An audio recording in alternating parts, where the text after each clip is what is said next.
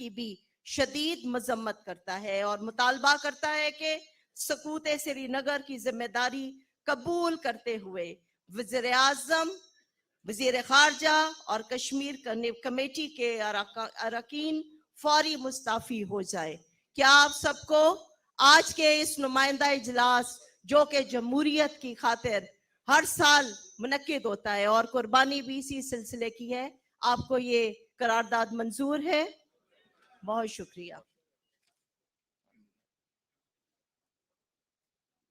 अब मैं जिस शख्सियत को बुलाने जा रहा हूं, मियां नवाज शरीफ साहब के विजन को आगे लेकर चलना, पंजाब को एक मिसाली सूबा बनाना, पार्टी को मजबूत करना, मेरी मुराद सदर पाकिस्तान मुस्लिम लीग नवाज मियां शहबाज शरीफ साहब आपकी भरपूर तालियों में तशरीफ लाते हैं।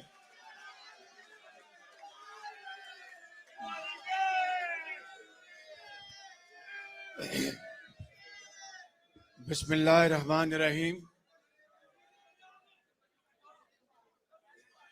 मोहतरम जनाब ख्वाजा साद रफीक साहब, मेज़बान ख्वाजा रफीक शहीद सेमिनार, मोहतरम कायद जनाब मियां मोहम्मद नवाज शरीफ साहब, मोहतरम जनाब मुजीबुर रहमान शामी साहब, मोहतरम जनाब लियाकत बलोच साहब, मोहतरम जनाब ख्वाजा मोहम्मद आसिफ साहब व दीगर अकाबरीन, मोहतरम जनाब ख्वाजा सलमान रफीक साहब और मेरे इंतहाई काबिल एहतराम बुजुर्गों,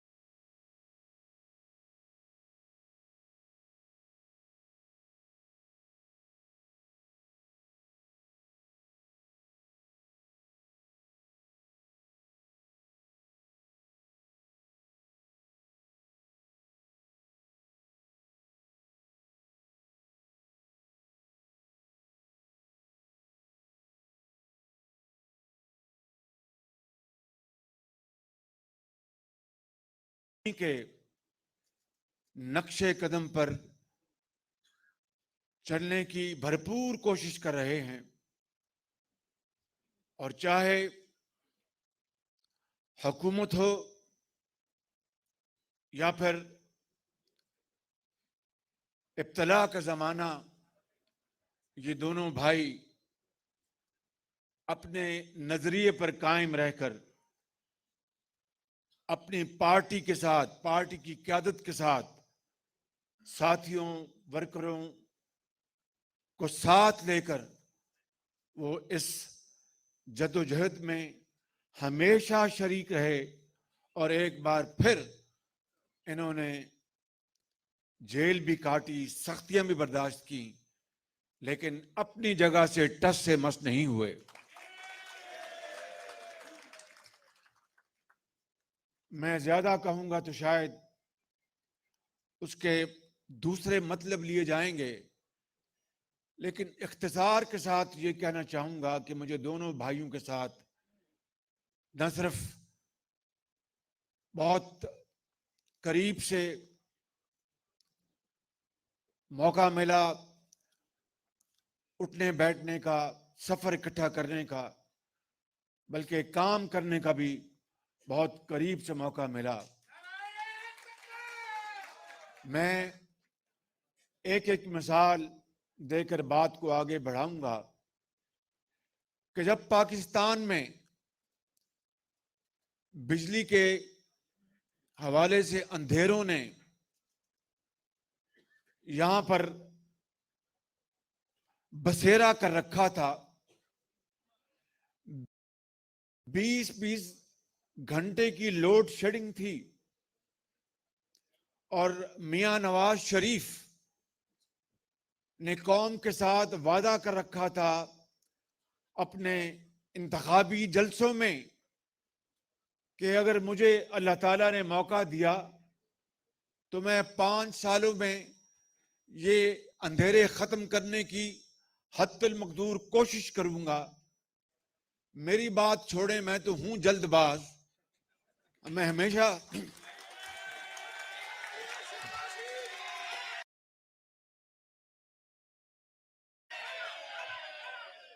हमेशा जल्दबाजी में, जल्दी में फिक्रे कश देता हूं, जो बाद में जो यार लोग हैं हंसी मजाक में उसको बाज़-औक़ात बात करते हैं, कभी तंज भी करते हैं। तो मैंने ऐसे लम्हात में कह दिया, मैं यकीनन बहका वो तो नहीं था, होश हवास में था, अल्हम्दुलिल्लाह कोई जादू टोने का शिकार नहीं था। तो मैंने उन लम्हात में कह दिया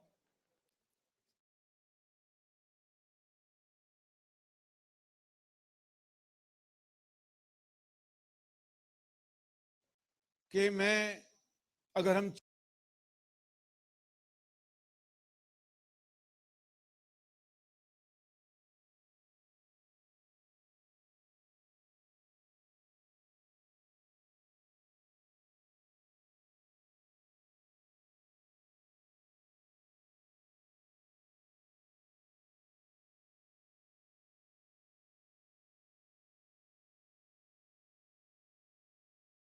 छह में कि सियासत नाम है असल में अवामी खिदमत का,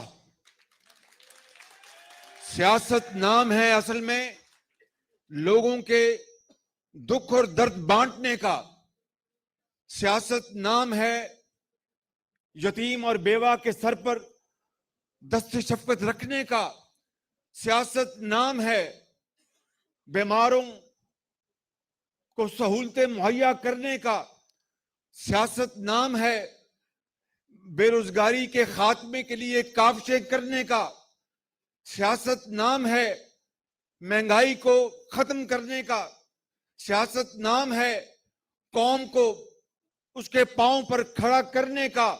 ये काम अंजाम दिया नवाज शरीफ ने उस दौर में। और जब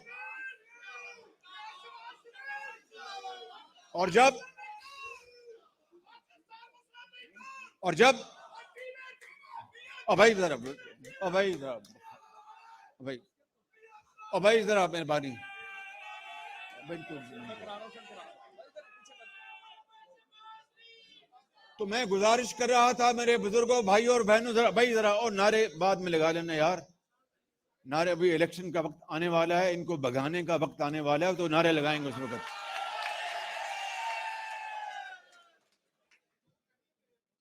तो मैं ये बात कर रहा था कि मियां नवाज शरीफ को दिन रात नींद नहीं आती थी, मुझ समेत, कि भाई कौम से ये वादा कर रखा है।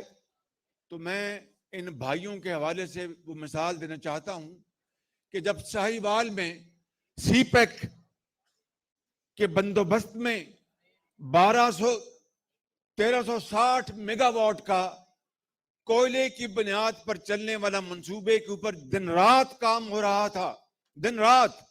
और मैं वहां पर पागलों की तरह दिन रात फिरता था, अचानक हेलीकॉप्टर से उतरता था, उनको पता भी नहीं होता था कि शहबाज शरीफ यहां पर आने वाला है। दिन रात काम हो रहा था, मशीनरी चीन से आ रही थी, तफसील में नहीं जाना चाहता, वहां पर रेलवे साइडिंग चाहिए थी, उसके बगैर कोयला वहां पर उतर नहीं सकता था। और वो एक बहुत बड़ा एक चैलेंज था।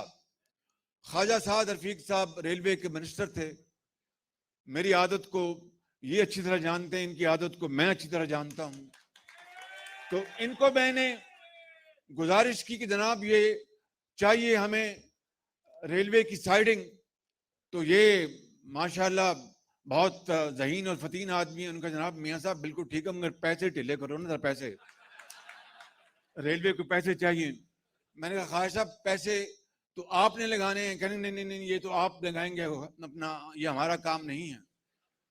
बहरहाल पैसों का सारा बात हो गई, मगर उसमें बहुत वक्त चाहिए था, बड़ी मेहनत चाहिए थी, और उसके बगैर हर चीज मुकम्मल हो जाती। ओ भाई, हर चीज मुकम्मल हो जाती अगर वो रेलवे साइडिंग कोयला उतारने के लिए ना बनती तो वो बिजली पैदा नहीं हो सकती थी।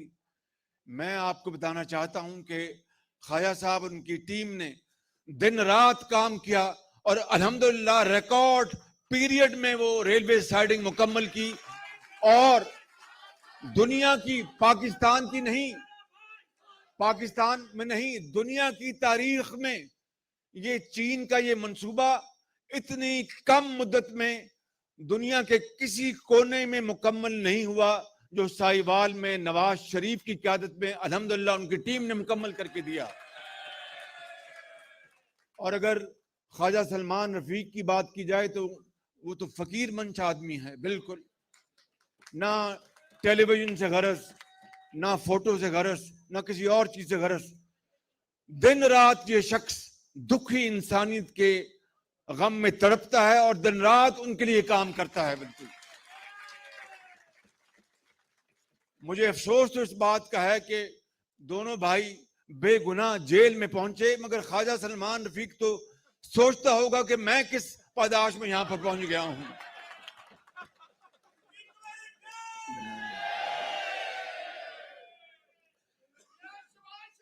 अद्वियात की ओ भाई जरा मेहरबानी, अद्वियात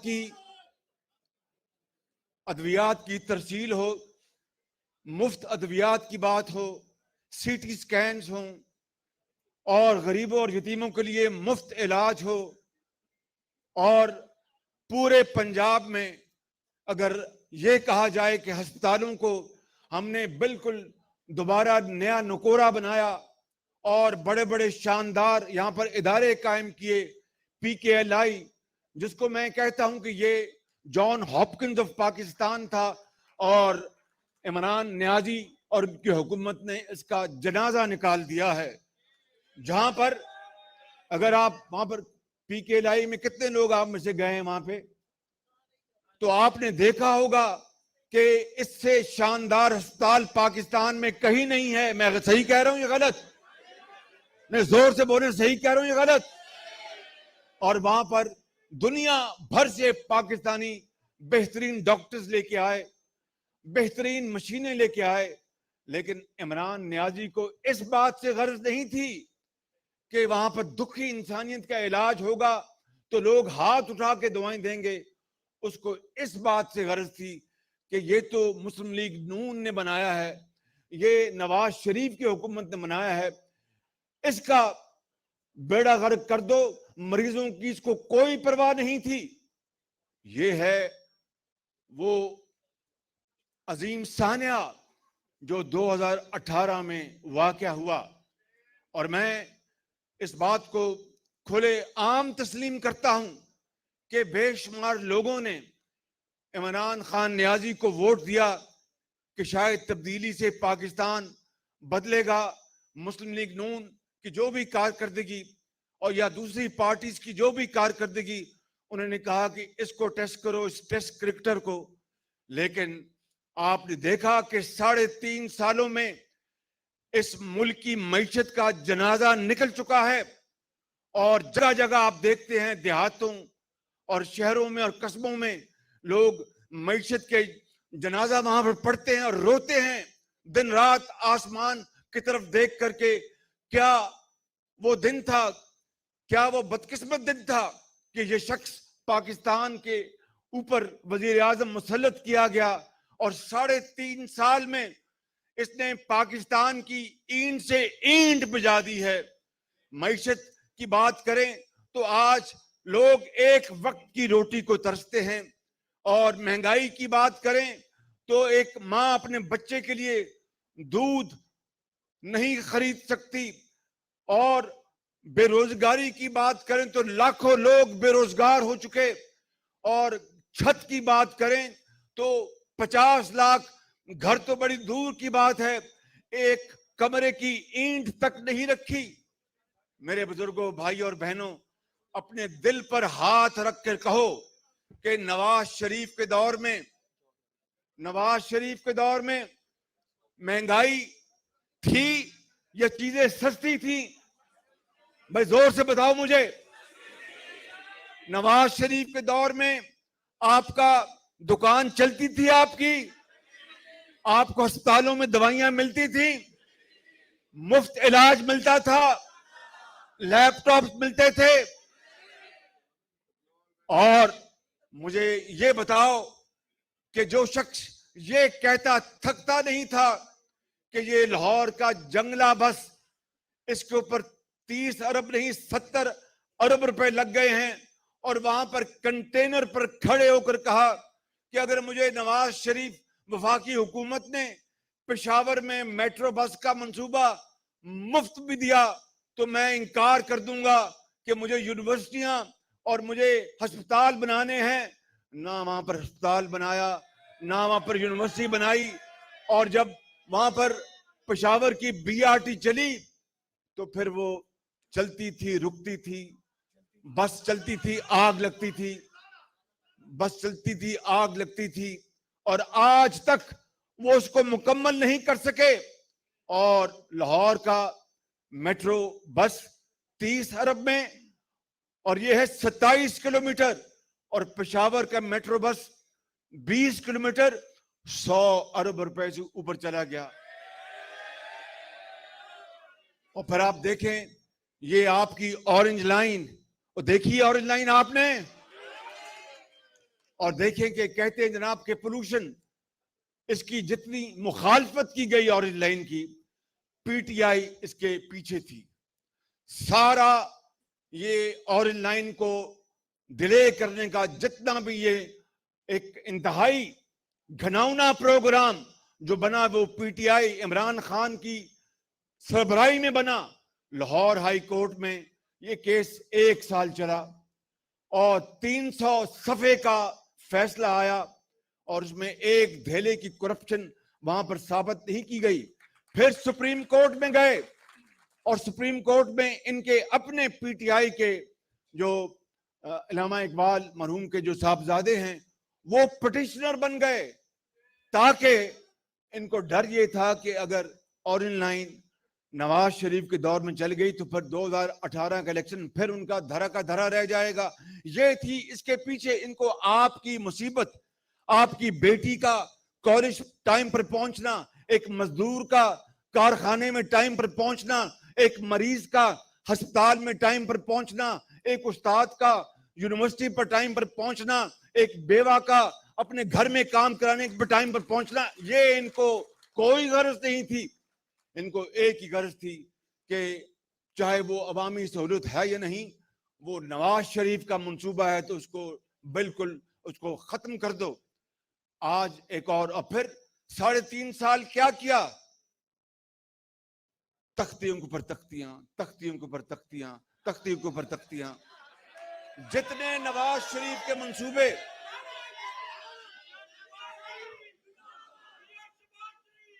जितने नवाज शरीफ के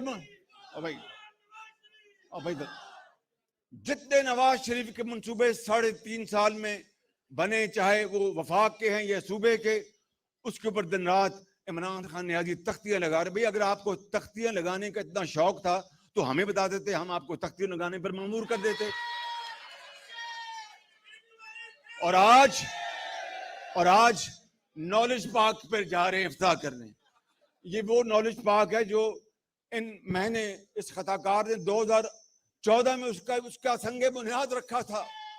और फिर पहली यूनिवर्सिटी इटली की यूनिवर्सिटी के तावन से हमने उसका मुआहिदा किया। और ये जो हमारी जो यूनिवर्सिटी है इंफॉर्मेशन टेक्नोलॉजी फिरोजपुर रोड पर, इसको हम वहां पर शिफ्ट कर रहे थे। आज खान साहब को केपीके में बुरी तरह शिकस्त के बाद ख्याल आया कि मैं जाके एक और तख्ती लगाऊं। तख्तियों से बात नहीं बनेगी, आपका धड़न तख्ता इंशाल्लाह होने वाला है। आपका बिल्कुल आपका धड़न तख्ता होने वाला है। आपने पाकिस्तान के साथ जो जुल्म किया है, अल्लाह ताला इसका हिसाब जरूर लेगा। आपने गरीब आदमी, एक बेवा और यतीम और एक तालिबन उस्ताद जिसने दिल के साथ आपको वोट दिए, वोट के अलावा जिस तरह आपको धक्का देकर ऊपर लाया गया, ये तो पूरी कौम जानती है, दुनिया जानती है। लेकिन जिन्होंने आपको वोट दिए उनको भी आपने जिस तरह ख्वार किया और जिस तरह बर्बाद किया, 74 साल में इस तरह का दिलखराश मंजरनामा कभी किसी ने नहीं देखा। और मैं आपको आज ये बताने आया हूं मेरे बुजुर्गों, भाई और बहनों, कि अब वक्त आ गया है, अब वक्त आ गया है कि इनका गरेबान हो और आपका और हमारा हाथ हो। इन्होंने आज फिर मिनी बजट लाना चाहते हैं, फिर मिनी बजट लाना चाहते हैं। IMF के हाथों पाकिस्तान को इन्होंने गिरवी रख दिया है। और हजरत कायद आजम और उन लाखों मुसलमानों शहीदों की रूहें कब्रों में तड़प रही होंगी कि 74 साल बाद या अल्लाह ये कौन इमरान खान पाकिस्तान पर मुसल्लत हो गया है कि बिजली वाफर होने के बावजूद बिजली फिर आती और जाती है। 74 साल बाद ये कौन सा हुक्मरान मुसल्लत हो गया है कि गैस स्टेशन कराची में नवाज शरीफ ने लगा दिए, सस्ती गैस के मुआहिदे किए। आज सर्दियां आ रही हैं, चूल्हा जो है वो ठंडा पड़ा हुआ है, गैस अवेलेबल नहीं है, और कहते हैं कि सुबह और दोपहर को खाने के वक्त गैस मुहैया करेंगे, और वो भी गैस नहीं। और जितनी महंगी गैस इन्होंने खरीदी है, अरबों खरबों उसके ऊपर लग गए। ये इतने इतने बड़े स्कैंडल हों, चाहे चावल का है, चाहे गंदम का है, चाहे शुगर का है, चाहे गैस का है, चाहे अद्वियात का है, चाहे मालम जब्बा है, ये कहाँ है नैब? इसलिए मैंने 3.5 साल पहले कहा था कि नैब नियाजी गठजोड़ है। ये 3.5 साल पहले मैंने कहा था। और आज मैं अल्लाह ताला से इंतहाई इनकिसारी और डर के साथ और खौफ के साथ ये कहना चाहता हूं कि लाहौर के बुजुर्गों, भाई और बहनों, आज ये नैब नियाजी गठजोड़ का खात्मा करने का वक्त आ गया है। बिल्कुल अपने लंगोटे कसे तैयारी करें और इस महंगाई के तूफान के खिलाफ, इस जालिम हुकूमत के खिलाफ, और इस ऐसी हुकूमत जो कि धांधली की पैदावार है और जिसने 3.5 साल झूठ और यू टर्न के अलावा कुछ नहीं किया, आज उनके खात्मा करने का वक्त आ गया। आप तैयार है इसके लिए? बताओ मुझे। तो फिर इंशाअल्लाह PDM में हमने पिछले इजलास में गुफ्तगू की थी।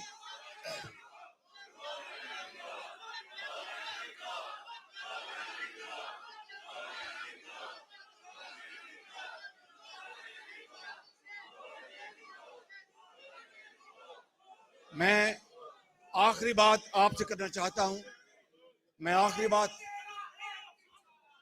बात आपसे करना चाहता हूं कि हमने अगर यार बस सुन लेना, बस हमने अगर इस हुकूमत से फिलफौर जान न छुड़ाई तो फिर पाकिस्तान का खाकम बदन। खुदा हाफिज। पाकिस्तान, मुस्लिम लीग नून, नवाज शरीफ, कायदे आजम।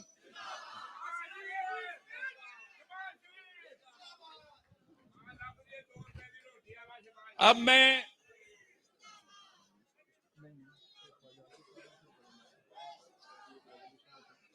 मैं बिला उम्मीद आज के दिन की आखिरी रेजोल्यूशन के लिए जनाब ख्वाजा इमरान नजीर साहब से कहूंगा कि वो आए और रेजोल्यूशन पेश करें। बिस्मिल्लाहिर्रहमानिर्रहीम। ख्वाजा रफीक शहीद के 49वें योम शहादत पर यह नुमाइंदा इजलास मौजूदा हुकूमत की तरफ से मियां मोहम्मद नवाज शरीफ के अजीम शान मंसूबे जो मुल्क की तरक्की का संगे मील था, जिसको सी पैक के नाम से याद करते हैं, उसको साजिश के तहत रोल बैक करने और चीन जैसे अजीम दोस्त को नाराज करने की शदीद मजम्मत की जाती है। और आज का ये इजलास सी पैक पर अमल दरामद की रफ्तार सोचे समझे मंसूबे के तहत इंतहाई सुस्त करना पाकिस्तान के दुश्मनों की मुल्क की तरक्की और मईशत की मजबूती के खिलाफ साजिश का हिस्सा करार देता है।